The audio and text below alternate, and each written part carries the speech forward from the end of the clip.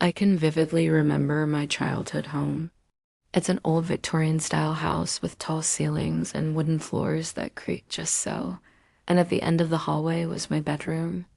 But there was always something peculiar about that room. I never seemed to know how old I was when I dreamed about it. Sometimes I was 6 years old. Other times I was 12, but the most unsettling part was always the closet. In my dreams, it was always filled with shadows that seemed to writhe and coil in the darkness. One night I woke up from a particularly vivid dream about that house. I could still feel the oppressive weight of the old house pressing down on me, the musty smell of decaying wood and dust filling my nostrils. As I stumbled out of bed to go to the bathroom, I noticed my wife staring at me with concern in her eyes. "Are you all right?" she asked, her voice laced with worry. I had a really intense dream, I admitted, trying to shake off the lingering feeling of dread that seemed to have followed me into the waking world. My wife, bless her practical heart, simply suggested I have some water and go back to sleep.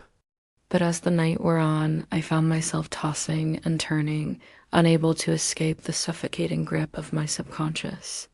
I kept having these fragmented dreams, glimpses of a past that wasn't mine, memories that felt like they were trying to claw their way out of my mind.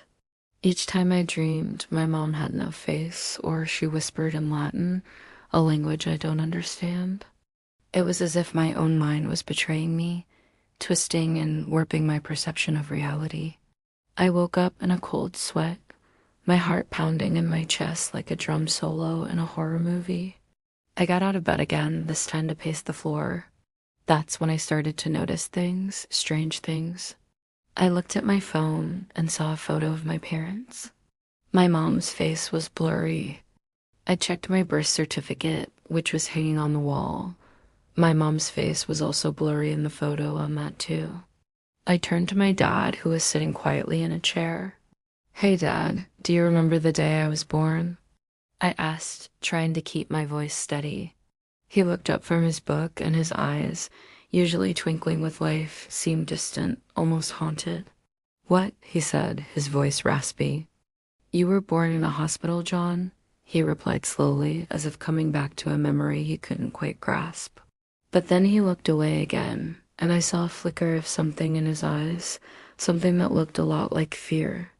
And that's when I realized that the past is a dangerous place to visit, that some memories are best left buried, and that the line between sanity and madness is often blurred by our deepest fears.